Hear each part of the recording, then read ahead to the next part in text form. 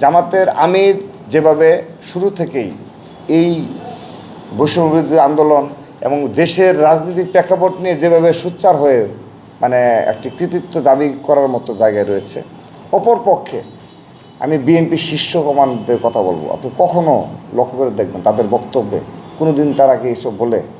এটা হলো পার্থক্য, বেসিক পার্থক্য। একইভাবে ছাত্রদল আমরাও সেরকম, আমরাও বলে বেড়াই না যে আমরা কোন কোন স্পটে এটা করছি, আমাদের এত শত শত নেতাকর্মী, হাজার হাজার নেতাকর্মী এটা করছে।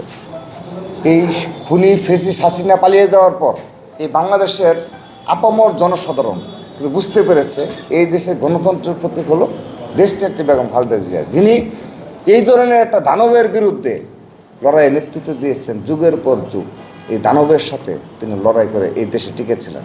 তিনি একদিনের জন্য কোনো দিন বলেননি যে তার জীবন চলে যাবে কিন্তু সে দেশ ছেড়ে যাবে না। তো সেই নেত্রী এখন পুরোপুরি তার শারীরিক অবস্থার উপর অনেক কিছু ডিপেন্ড করছে। যেমন আপনাদের মনে প্রশ্ন জাগতে পারে, আমরা তো ওই সময় চেয়েছি যে দেশে বাইরে যাওয়ার জন্য, তো ওই সময় আজ থেকে 6 মাস, 1 বছর, 2 বছর, 3 বছর, 4 বছর আগে যদি দেশনেত্রী এবং খালেদা জিয়া দেশের বাইরে যদি তিনি চিকিৎসা পেতেন, তিনি আজকে সুস্থ থাকতেন। কিন্তু তার শারীরিক পরিস্থিতি এতটা অবনতি হয়েছে, ডে বাই ডে, মাসের পর মাস তার উপর যে নির্যাতন করা হয়েছে এবং সঠিক চিকিৎসা না পাওয়ার কারণে, তো এখন কিন্তু তিনি যে জার্নি, যে বিমানের যে জার্নি, এইটুকু শরীর সাপোর্ট করতে পারবে কি না, এটাই কিন্তু চিকিৎসা সন্দেহ পোষণ করছে। এর জন্য কিন্তু সময় নেওয়া হচ্ছে। কারণ অনেক মানে যদি আপনি ইউরোপে যেতে হয় সঠিক চিকিৎসার জন্য, আমেরিকা যুক্তরাজ্যে যদি যেতে হয়, তাহলে কিন্তু আপনাকে এই শারীরিকভাবে তাকে এই দখলটা নিতে হবে, এই বিমানের দখল, অন্য কোনোভাবে যাওয়া সম্ভব না। এই প্লেনের এত লং জার্নি নিতে পারছে না তার শরীর। তো সেই ধরনের অত্যাচার নির্যাতন তাকে করা হয়েছে। সেজন্য তার শারীরিক কন্ডিশনের উপর সব কিছু ডিপেন্ড করবে যে এই বাংলাদেশের সবচেয়ে জনপ্রিয় নেত্রী কী করবেন, এটি একমাত্র তিনিই সিদ্ধান্ত নেবেন।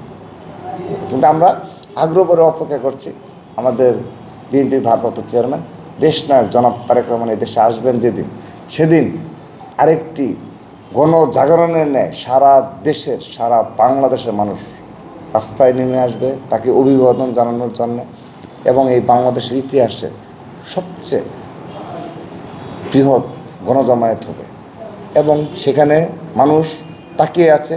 ইতিমধ্যে তিনি লিডার হয়ে গেছেন, ইতিমধ্যে তিনি এই জাতির কণ্ঠস্বর হয়ে গেছেন।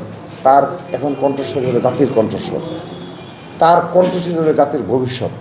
সেহেতু আমরা তার প্রত্যাবর্তনের জন্য অধীর আগ্রহ অপেক্ষা করছি। আমরা ছাত্রদল হিসাবে আমরা উৎপাদনমুখী শিক্ষা ব্যবস্থা ফিরে যেতে চাই, গবেষণামুখী শিক্ষা ব্যবস্থায় ফিরে যেতে চাই, এবং এটি হয়তো কিছু সময় লাগবে কিন্তু এখানে ফিরে যেতেই হবে। আশা করি সেদিকেই এই নির্দলীয় সরকার এবং পরবর্তীতে যারা গণতান্ত্রিক প্রক্রিয়া নির্বাচিত হবে তারা সেই ধরনের শিক্ষা ব্যবস্থা আমাদেরকে ফিরিয়ে নিয়ে যাবে এবং শিক্ষা ব্যবস্থার আমূল পরিবর্তন হতে হবে এবং ক্যাম্পাস এবং পুরো দেশে সন্ত্রাস থাকবে না, সে ধরনের একটি কালচার যেন গড়ে ওঠে। আমি আশাবাদী এই কারণে, দেখেন পুলিশ বাহিনীর কিন্তু সে ধরনের তৎপরতা নেই, তাদের মনোবল ভেঙে গেছে। তারপরেও কিন্তু সে আগের মতো অত্যাচার মানে সন্ত্রাসের কিন্তু কায়েম হচ্ছে না। এটা মূল কারণ মানুষের সচেতনতা এবং সহনশীলতা, বিএনপি নেতাকর্মীদের সহনশীলতা। মূল কারণ হলো বিএনপি নেতাকর্মীদের সহনশীলতা। সে কারণে কিন্তু সারা দেশের রাজনীতিতে ইতিবাচক পরিবর্তন আমরা লক্ষ্য করে যাচ্ছি।